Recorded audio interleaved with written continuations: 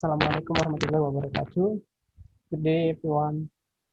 So today we would like to presenting our presentation. The material is talking about individual with special needs. So before we start our presentation, let me introduce me and my member group, my group members. Me, Muhammad Iqbal Adrian as speaker one, and Melfira Pratiwi Putri as speaker two, Nopita Sari as speaker three, Ghaziyah Nur Islami as a speaker four, and the last one, Fania Rahmadita.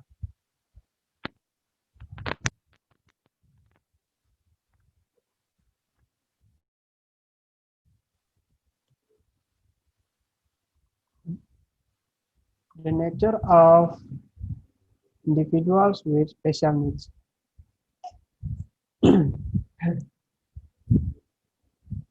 So this is the understanding of children with special needs. According to Bahari, 2010, children with the special needs are defined as individuals who have different characteristics than others. Individuals who are considered normal by society in general. According to Heward 2003, define a child with special needs as a child with special characteristics that are different from that of a child in general without always showing mental, emotional, or physical incapableness.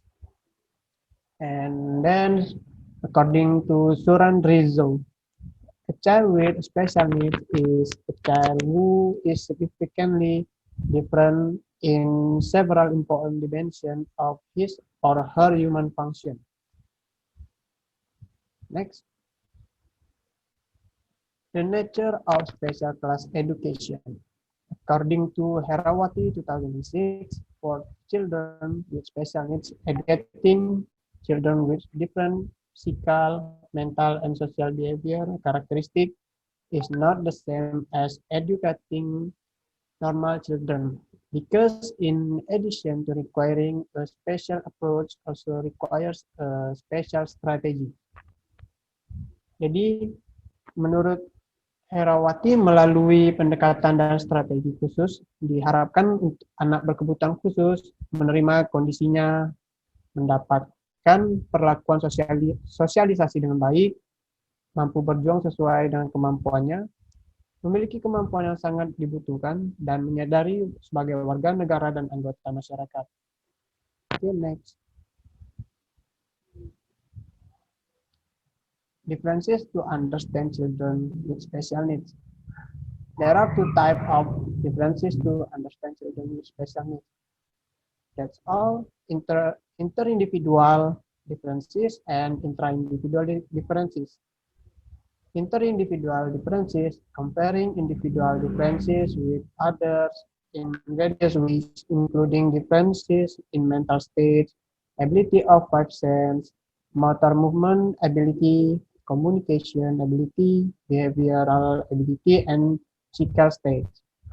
And intra-individual differences is a comparison between the potential that exists within the individual itself. The difference can arise from various aspects, including intellectual, physical, psychological, and social. Next, inter-individual differences based on the state of the five senses. Children with a visual impairment, children with hearing loss, children with autistic disorder. And then inter-individual differences based on physical state and motor motoric ability. And then next, inter-individual differences based on the state of communication ability. Next, inter-individual differences are based on the state of emotional and behavioral abilities. And the last one, inter-individual differences based on the state of learning achievement. About the children with specific learning problems or specific learning disability. Here There are two types of children with specific learning disability. That's all pre-academic and academic. Pre-academic learning difficulties. There are several types of pre-academic learning difficulties. That's all motor disorder and perception. Cognitive learning difficulties, language development disorder, difficulties in social behavior adjustment, and academic learning difficulties have three types of academic learning difficulties. That's all learning difficulties reading, of reading like or as we know as dyslexia, learning difficulties in writing or dysgraphia, and learning difficulties in counting or dyscalculia. Okay, next, pra-academic difficulties, motor disorders and perception. Motor disorders are called dyspraxia, including this disturbance in the motor, body image, and fine motor. And then cognitive learning difficulties. Cognitive understanding includes various structural aspects of intellect that are used to know things.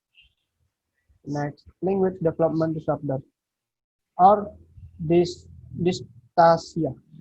Dystasia is the inability or limitation of a child's ability to use linguistic symbols in order to communicate verbally. And the last one, difficulties in social behavior adjustment. In children whose children are not accepted by the social environment, either by fellow children, teachers, or parents. Okay, next. Academic learning difficulties. There are three types of academic learning difficulties, such as learning difficulties in reading or dyslexia. Difficulties, difficulty learning to read is called alexia.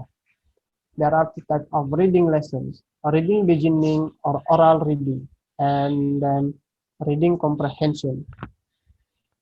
Next, learning difficulties writing or dysgraphia. Difficulty learning to write is called agraphia.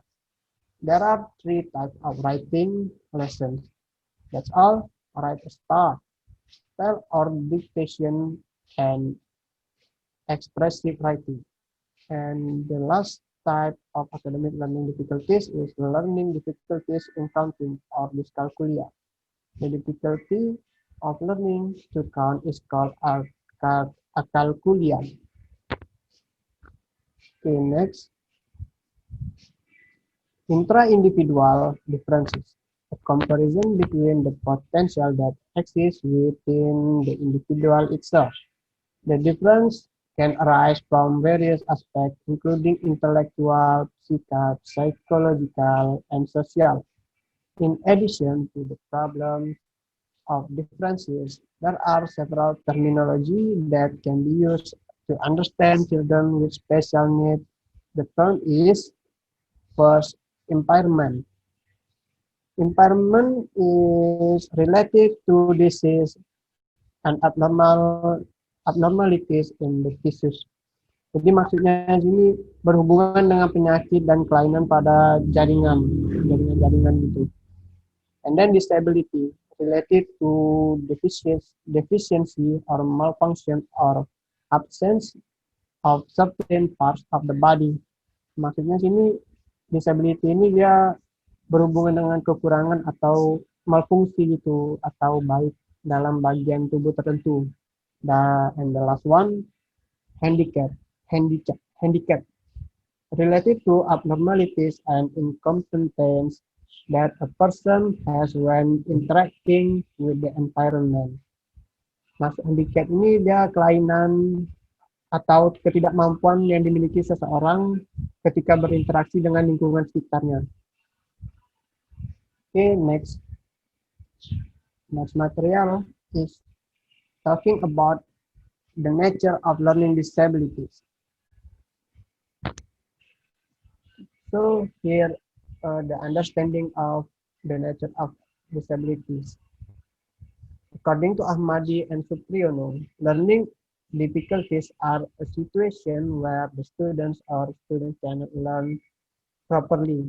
This is not always caused by intelligence factors, but can also be caused by non-intelligence factors.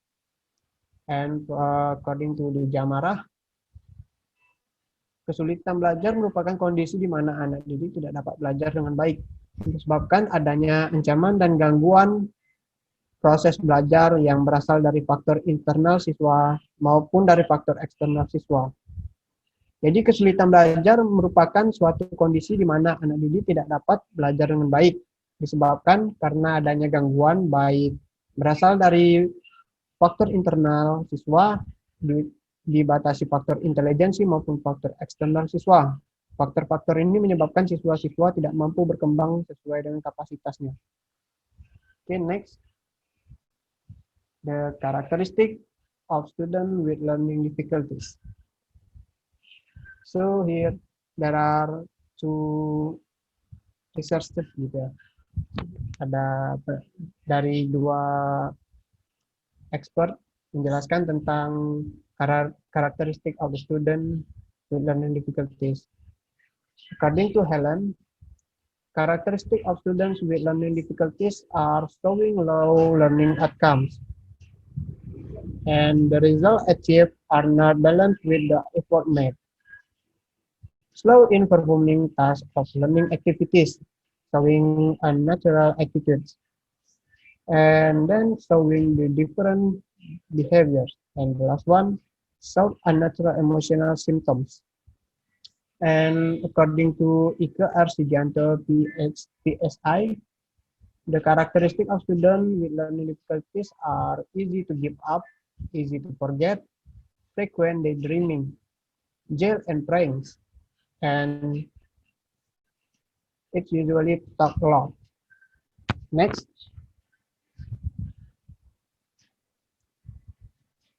Here is the type of learning disability. There are 4 types of learning disability. First, learning disorder, learning dysfunction, underachiever, and slow learner. Learning disorder, circumstance in which a person's learning process is disrupted due to the onset of a hand-in-hand response. Basically, the learning chaos.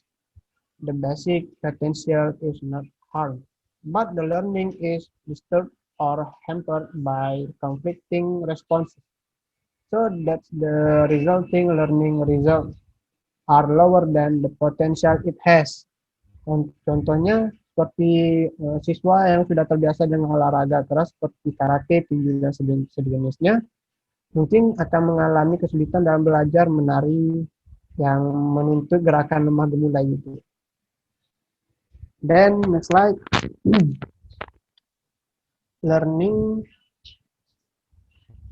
dysfunction. Back. Learning dysfunction. It is a symptom where the student's learning process doesn't function properly. Although, in fact, the student doesn't show any subnormality of mental or other psychological disorder. Contohnya ini seperti siswa yang memiliki postur tubuh yang tinggi, atletis, dan sangat cocok menjadi atlet bola voli. Namun karena dia tidak pernah berlatih bola voli, maka dia tidak dapat menguasai permainan bola voli tersebut dengan baik. And then underachiever. To the next slide. Underachiever referring to the students who actually have a level of intellectual potential that is classified as above normal, but achievement is relatively low. Contoh dari underachiever ini kayak siswa yang telah dites kecerdasannya dan menunjukkan tingkat kecerdasan tergolong sangat unggul, seperti IQ di atas 130 sampai 140 gitu nah ya. Namun prestasi belajarnya biasa-biasa saja atau malah sangat rendah. And the last one is slow learner. Slow learner, as we know, ya lambat belajar gitu ya. Student who are slow in the learning process, so it takes longer than a group of other students who have the same level of intellectual potential. Yeah, I think that's all from me. So the next material will be explained by Melfira Pratiwi Putri. Melfira, time is yours. Okay, thank you. I will continue about mental retardation. Next. Definition. According to American Association on Mental retardation refers to significantly sub-average general intellectual functioning resulting in or associated with concurrent impairment in adaptive behavior and manifested during the developmental period. Jadi, mental retardation atau keterbelakangan mental ini itu suatu keterbelakangan mental yang mengacu kepada cara perkembangan otak yang mengakibatkan gangguan dalam masa perkembangan anak. Terus, mental retardation can occur with or without mental or other physical disorders. Mental retardation bisa juga terjadi dengan atau tanpa physical disorders atau gangguan fisik. Next. Mental retardation, about 3% of the world population is estimated to be mental retarded. In Indonesia, 1 to 3% in one population, which means that out of 1,000 population, it is estimated that 30 people suffer from mental retardation, according to Departemen Pendidikan Nasional atau Depdiknas. Dan juga, mental retardation is more common in boys than girls, with ratio 1,5 berbanding 1, according to Nur Hidayah 2013. Jadi, mental retardation ini kebanyakan terjadi pada anak laki-laki dibandingkan perempuan. Next. Diagnostic criteria. Significantly, sub-average intellectual functioning, an IQ score of approximately 70 or below. Jadi, anak dengan gangguan mental ini atau mental retardation ini memiliki IQ di 70 atau di bawah 70 tersebut. Terus, concurrent deficit or impairments in present adaptive functioning. Then the onset is before 18 years. Jadi terjadi sebelum anak berumur 18 tahun. Next. Based on degree of severity of intellectual impairment. Tingkatan dari mental retardation ini ada 4. Pertama, mild atau ringan, itu IQ-nya level antara 50 sampai 70. Moderate atau sedang, itu IQ levelnya 35 to 50. Severe atau berat, itu IQ levelnya 20 to 35. Profound atau sangat berat, itu IQ levelnya below 20 atau di bawah 20. Next. Causes of mental retardation. Interaction between genetic and environmental factor, poverty, undernutrition, low socioeconomic status, maternal education.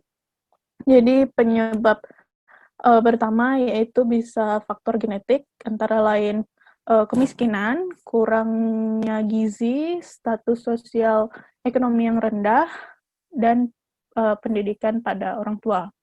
Terus developmental brain abnormality, perkembangan otak yang abnormal. Postnatal during infancy, meningitis, head injury severe and prolonged. Malnutrition, growth under stimulation, and etc. Next. Management. Atau kita menyadari bahwa jika kita mempunyai anak yang mengalami keterbelakangan mental ini, yang pertama kita harus early diagnosis is important. Terus, do not agree parental concern and observation, monitoring of high-risk newborns for first 2 years, and then developmental scanning test atau it is like tes IQ kalau misal anak itu udah beranjak cukup dewasa. Next, prevention. Some are preventable and some impairments are treatable and benefited by early intervention. Limit the disability. Next, some do's and don'ts for parents. First, look at the abilities rather than disabilities in the child. Jadi kita melihat pada anak yang mengalami keterbelakangan mental ini dengan abilities-nya daripada disabilities-nya. Terus, notice success and praise them, however small this may be. Jadi kita harus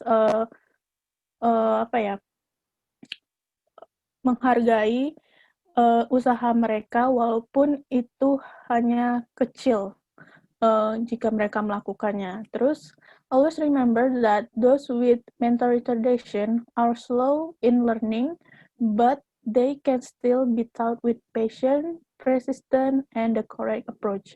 Jadi kita harus selalu ingat, anak dengan mental retardation ini dia lambat dalam belajar, tapi dia bisa belajar atau kita ajari dengan kesabaran, tekad, dan cara belajar yang tepat.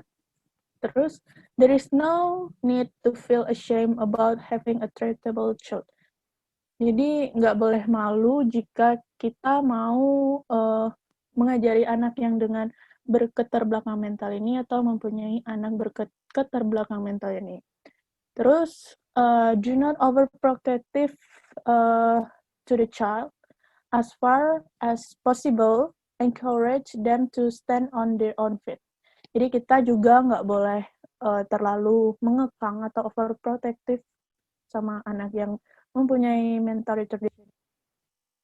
As far as possible, kita harus juga biarin mereka untuk berdiri di atas kaki mereka sendiri, gitu. I think that's all for me. Next presentation will be presented by Nopita Sari.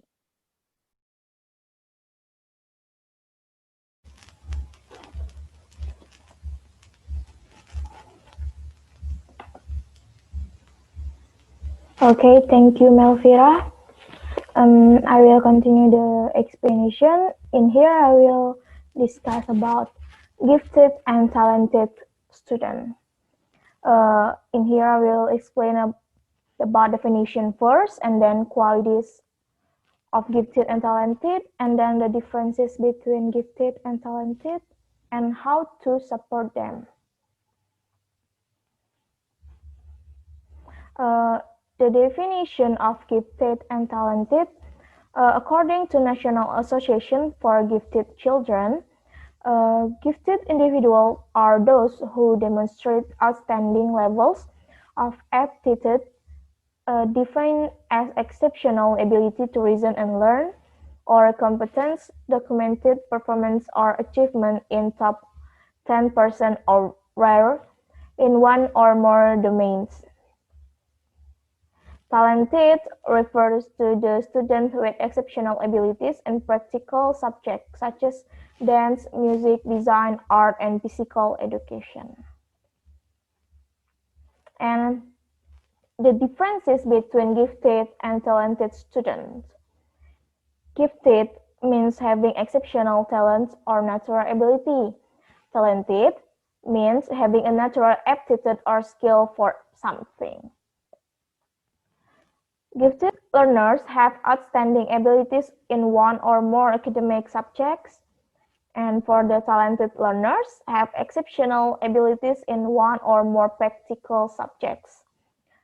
Students with the gifted students show aptitude for subjects like math, science, history, geography, and then the talented students show skill in areas like dance, music, arts, design, sport, and etc. In here we can see the differences about gifted and talented. Jelas terlihat perbedaannya.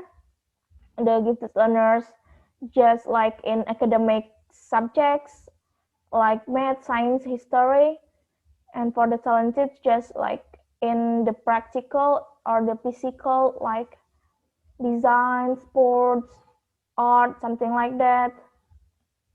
And then qualities of the gifted and talented students or learners. Generally, they show some combination of the following qualities. They learn more quickly and independently than most students their own age. They often have well-developed vocabulary as well as advanced reading and writing skill, and they are very motivated, especially on tasks that are challenging or difficult. They hold themselves to higher than usual standard of achievement. And how to identify gifted or talented children. For the first one is high IQ in gifted children. IQ tests can be used to determine giftedness in some children, depending on which test is used. And the second one, children exceptional talent. Exceptional talent is the ability to perform a skill at level usually not reached until later years, sometimes as late as adulthood. 3 years old may be reading like a third grader, or 9 years old may be playing the piano like a 18th old who has studied for years. Jadi bisa aja kayak anak umur 3 tahun udah bisa ngebaca atau menulis seperti anak yang umurnya 9 tahun. Something like that. And then if the exceptional talent is in a non-academic area such as music or art, the children may not be identified as gifted by the school because most testing of our gifted program is based on academic ability. Yeah. And then high achievement and gifted children. Gifted children are usually, but not always, high achiever, but when they don't achieve a good grades, they tend to score high on achievement tests, most often in the 95 until 99 percentile range. And the fourth is potential to achieve. Whether or not a gifted children in school, she has the potential to do so. Many gifted children are intrinsically motivated, which means the motivation comes from within. They become motivated by interest dan challenging. Jadi mereka tuh terbanyak motivasinya lebih ke hal-hal yang challenging gitu. The last one, heightened sensitivity. Although heightened sensitivity is rarely, if ever, used to identify gifted children in school, it is so common among gifted children that it is one of the characteristics that set them apart from other children. Jadi sebenarnya anak yang gifted children and talented children itu punya sensitivitas yang tinggi daripada anak-anak yang lain biasanya, tapi jarang terlihat atau jarang terjadi.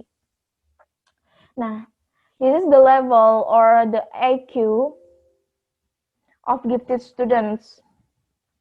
Caroline Courtmeyer, 2018, the founder and director of Huggies Gifted Education page, gives a helpful overview of these 4 levels of giftedness. She notes that these levels are not standardized and the number will vary based on the test taken and the test ceiling. Generally speaking, though the level include the first level gifted or moderately gifted.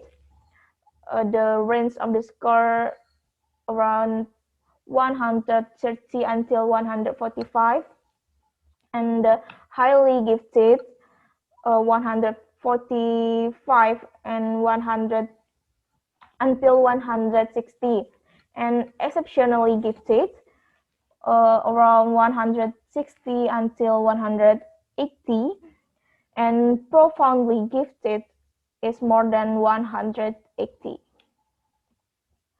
And how to support gifted and talented children? Supporting the gifted and talented usually involves a mixture of acceleration and enrichment of the usual curriculum, according to Xavier and Maker 2003.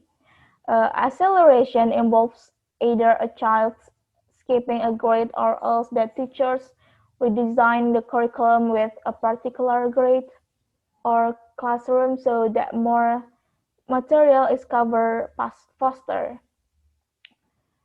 Jadi di acceleration ini tuh the students skip the grade, like for the example they are in the first grade and then the school aware that she or he is a gifted student, and then she or he could skip the grade and maybe skip to the junior high school to senior high school, or the first grade to the third grade, something like that. Jadi mereka bisa skip kelas gitu, seperti misalnya mereka sekarang di kelas 1 SMP, karena mereka adalah gifted student, they could skip to kelas 3 SMP, dan mereka bisa men-skip kelas 2-nya itu karena menurut guru-guru di sana tingkatan dia itu bukan lagi kelas itu, dia juga udah bisa menjangkau kelas 3 SMP seperti itu. And enrichment involves providing additional or different instruction added on the usual curriculum goals and activities instead of books at more advanced reading levels. For example, a student might read a wider variety of types of literature and the student's current reading level, or try writing additional types of literature himself.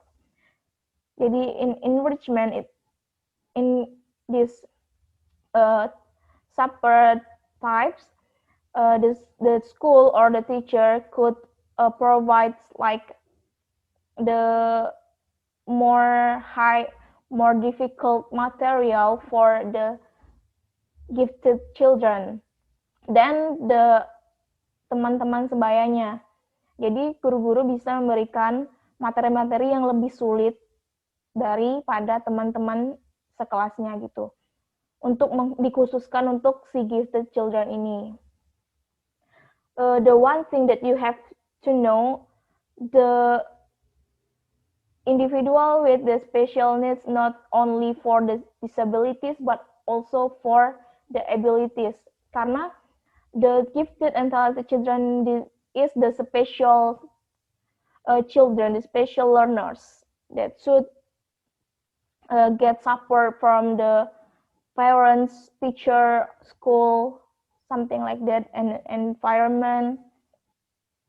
And then next will be explained by my friend Ghaziyah Nur Islami. Time is yours.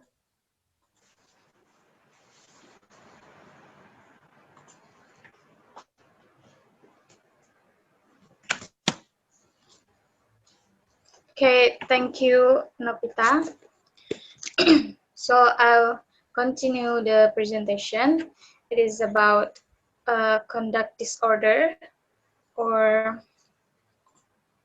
as we call behavioral abnormality, and autism spectrum disorder, or ESD, and also visual disorder. So, for conduct disorder, next.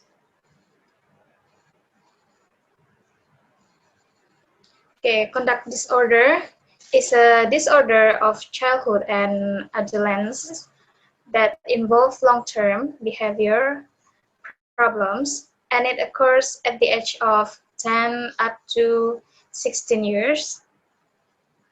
And for this conduct disorder, mostly occurs in boy than girl.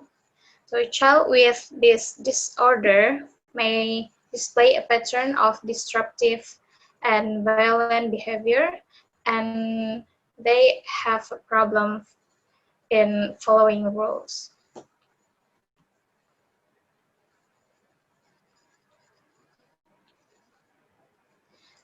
Next. So conduct disorder. According to Kearney in 2003, that the symptoms of the adolescents who experience conduct disorders, there are likes to intimidate others, like to fight, uses weapons, commit sexual violence, damage belonging to others, and incite quarrels, lies, like to go out at night, and they like to leave the house, skip the school, steal something, and physically abuse other or animals. So, what are the symptoms of conduct disorder? So, the symptoms of conduct disorder vary depending on the age of the child and whether the disorder is mild, moderate, or severe. In general, the symptoms of conduct disorder fall into 4 general categories. So the first, aggressive behavior, the second, destructive behavior, and the third, deceitful behavior, and the last, violation of the rules. So for the aggressive behavior, these are behaviors that threaten or cause physical harm and may include fighting, bullying, being cruel to other or animals, and also like using weapons and forcing other into a sexual activity. So for destructive behavior, this involves intentional destruction of property such as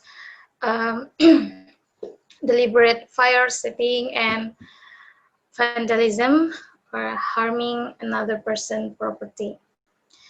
And the third, deceitful behavior. This may include repeating lying, shoplifting, or breaking into homes or car in order to steal. And the last is violation of rules. So this involves going against accepted rules of society or engaging in behavior that is not appropriate for the person age. This behavior may include running away, skipping school, playing pranks, or being sexually active at a very young age.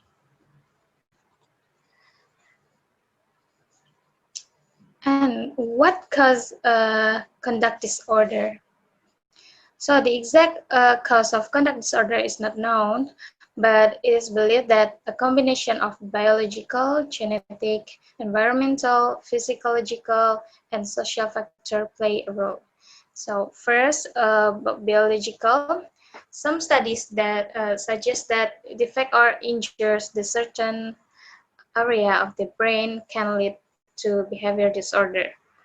So conduct disorder has been linked to a particular brain region involved in regulating behavior, impulse control, and emotion. Conduct disorder symptoms may occur if nerve cell circuit along this brain region do not work properly. Genetic. Many children and teens with conduct disorder have close family members with mental illness, including mood disorders, anxiety disorders, substance use disorder, and personality disorders. This suggests that vulnerability to conduct disorder may be at least partially inherited.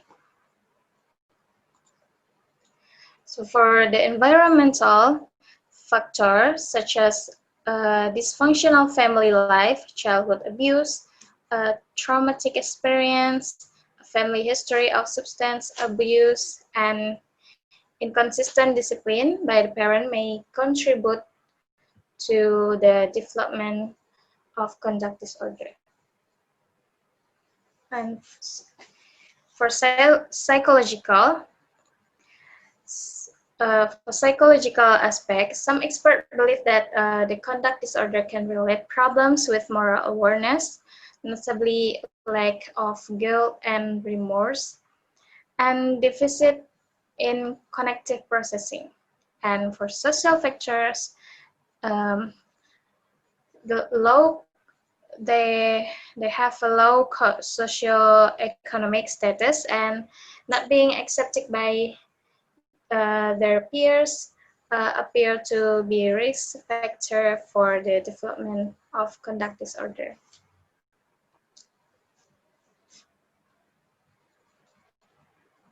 So how is conduct disorder treated?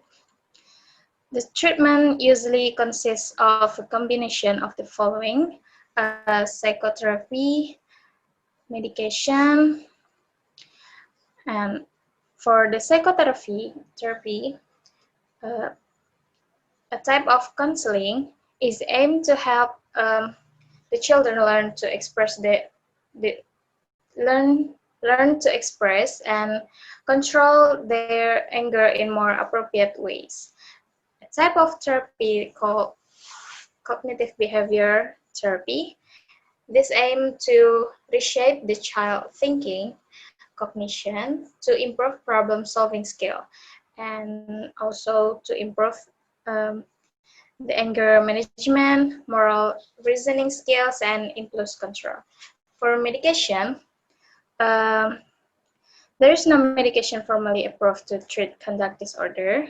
Various drugs may be used to treat some of its distressing symptoms, as well as any other mental illness that may be present, such as ADHD or major depression.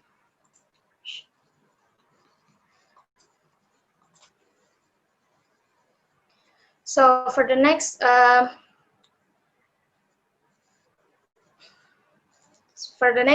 topic is autism spectrum disorder, or ESD.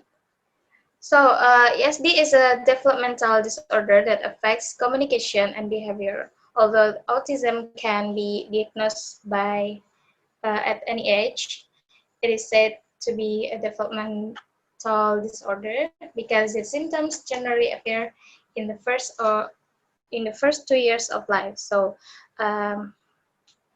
this ESD istilah untuk berbagai gangguan yang terkait dengan perkembangan otak dan saraf anak. Next. So here are some early signs of autism. So first, they have delayed or lack of speech, and second, repetitive movement of body such as arms and head, and the third, impaired social skills, and then they interest in activities or play, and also seldom eyes contact with others.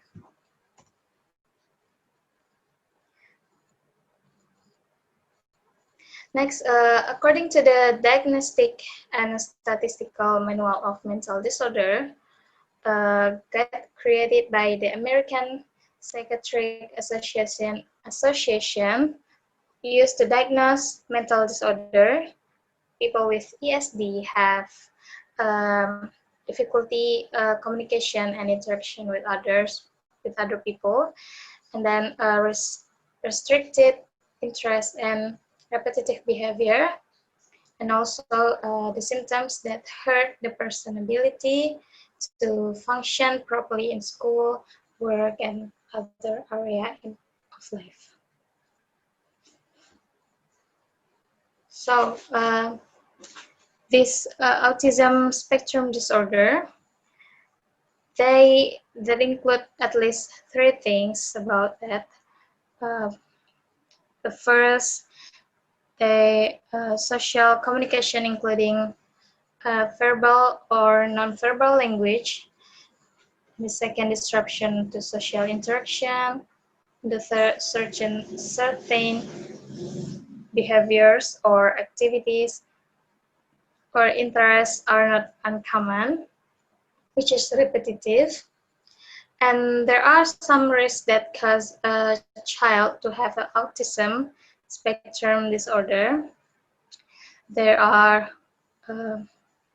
very low birth weight, and then extreme premature exposure to cigarette smoke during pregnancy, and exposure to heavy metal during pregnancy, and also pregnancy with several complications such as hypertension and diabetes. So untuk ISD ini, Autism Spectrum Disorder, itu tidak terkait dengan pola pengasuhan. Jadi pola pengasuhan dari orang tua tidak menyebabkan terjadinya autism itu. Next, when is early detection of autism in children? So symptoms of autism begin to appear in children before reaching the age of 3 years. But in general, the most obvious symptoms are seen between age 2 until 5 years.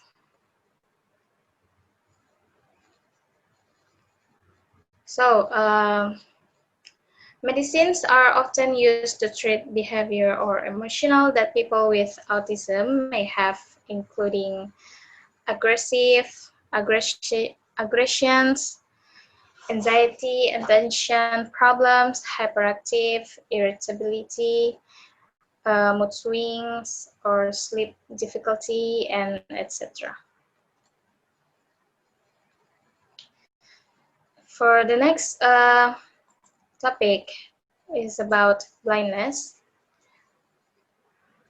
Blindness is a disorder in terms of sharpness in the eye and field of visions. And for people with blindness or visual impairment problems, they are unable to distinguish shapes and details clearly. For example, like reading and viewing symbols, and etc. So here there are 2 categories of blindness. First is about partial blind or low vision. So for partial blind, they have obstacles in vision. For example, they can still see a little light, or shadows, blur vision, unable to distinguish the shape of an object, but they still able to perform activities that use the function of the vision. The second is tactile blindness. For this is totally they totally cannot see anything at all. In the learning process, they will use other sense, so they can use the ear sense to hear, and also they can use the nasal sense to smell something, and also they can use the sense of the tongue to taste something, and they can use the sense of the skin to feel something. The next, here are the characteristics of blindness. The first is blurred vision when used for close, long distance, or both vision. The second, eye abnormalities caused by refractive error, abnormalities of muscle unfunction, other abnormalities such as cataract. So the third, there's a limited field of vision. There are color vision, for example, the difficulty in distinguish the color like green and red or yellow or something. And then obstacles in the adaptation of light and dark, and then their eyes that are sensitive to light. So the next characteristic, their motor development tends to be hampered. Jadi perkembangan motoriknya itu cenderung terhambat. So physically able to reach maturity in the same as children in general, but because of its physics functions, such as understanding the reality of the environment and the possibility of knowing the danger and how to deal, and limited motion scale and lack of courage in doing something. So resulting in physical maturity cannot be utilized maximally in performing motor movement activity. And second, their emotional development is hampered. So because they have a limitation in communication emotionally through facial expression or reaction, as well as a gesture to convey their feelings felt, like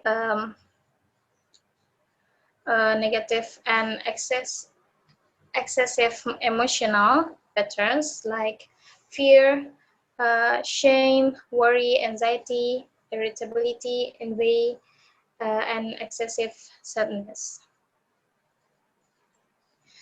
The next, blind children barriers to learning. Jadi ada hambatan untuk anak yang mengidap gangguan penglihatan.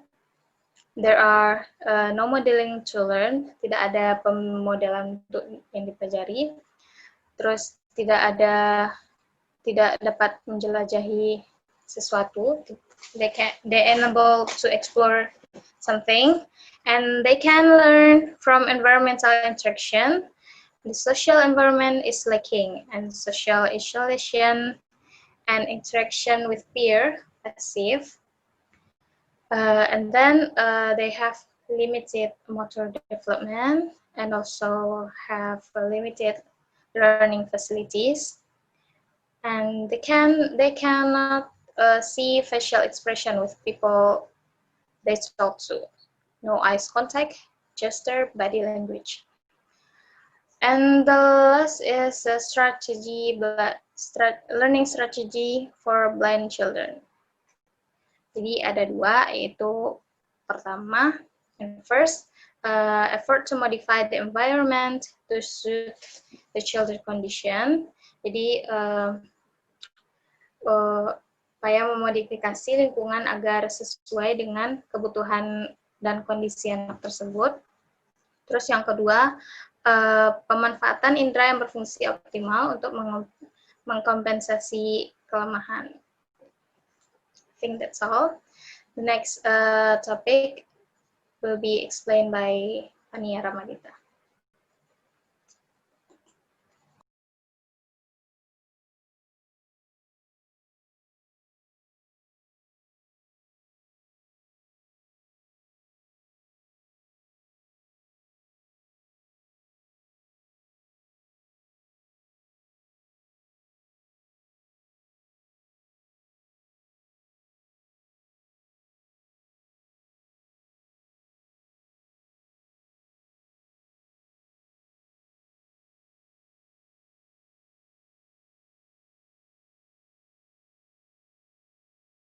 thank you, Ghaziyah. I will continue about hearing loss, cycle, disorders, and health.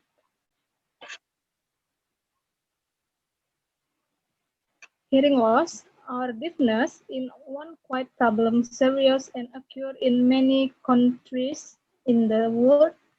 Hearing loss is a loss of the ability to hear sounds within the normal frequency range to be heard. Or Batteries 2013, hearing loss can affect either one of both ears so that the sufferer has difficulty hearing.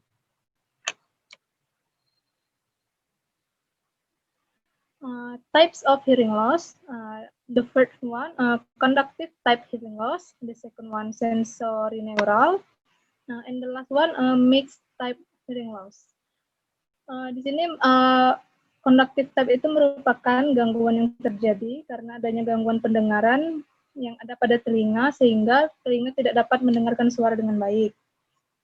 Gangguan pendengaran ini terjadi karena proses penghambatan bunyi yang terganggu akibat adanya gangguan pada telinga. Nah, di sini ada beberapa kondisi atau penyakit yang bisa menyebabkan gangguan pendengaran konduktif. Yang pertama, adanya penumpukan cairan di dalam telinga bagian tengah akibat flu atau rinitis. Yang kedua, di situ ada infeksi telinga tengah atau otitis media. Terus ada gangguan atau kerusakan pada tuba eustachius. Tuba eustachius ini merupakan saluran yang menghubungkan telinga dengan hidung dan tenggorokan.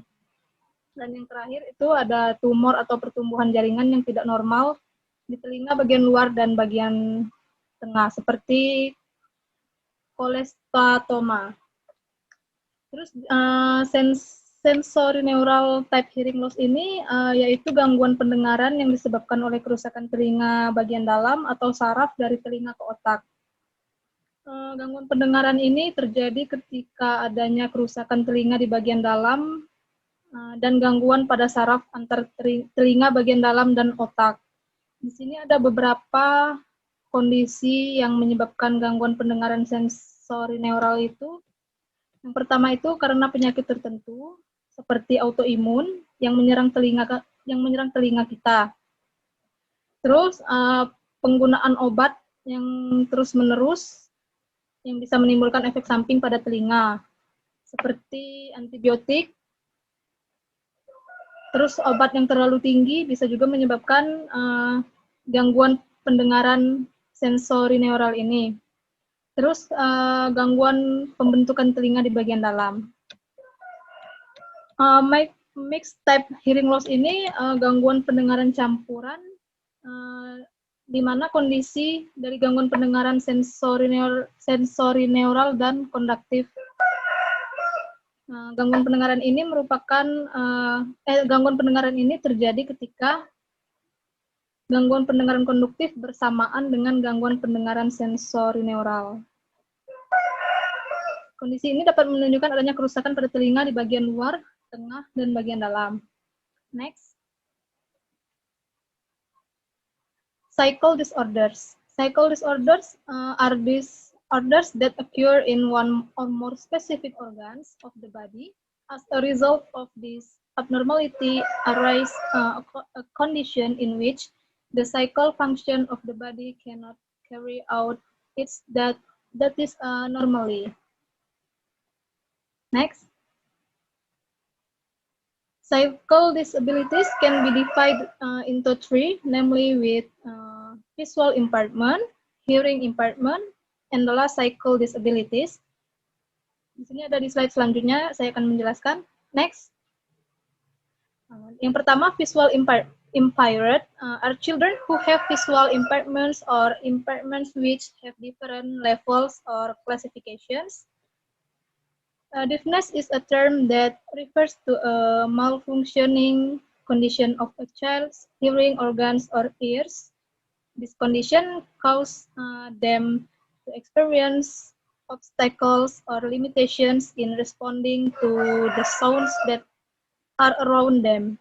In a special classification, that people are divided into light hearing impairment, Disabilities are children who have psycho or body disabilities, which include limb abnormalities as well as those with movement disorders and paralysis. Based on the degree of abnormality, it is classified into cerebral palsy or mild, moderate, and severe. Based on its location or specific stiffness in some or all of the muscles, dyskinesia. Next. The last part about health. Good mental health is a condition when our mind is in a stage of calm, thus enabling us to enjoy our daily life and appreciate other people around us. The first one, sleep disturbance. The second one, thyroid. And the third, headache. The fourth, stomach ache. The fifth, chest pain. And the last, pain or tension in the muscles. Okay, I think that's all about my part. Thank you.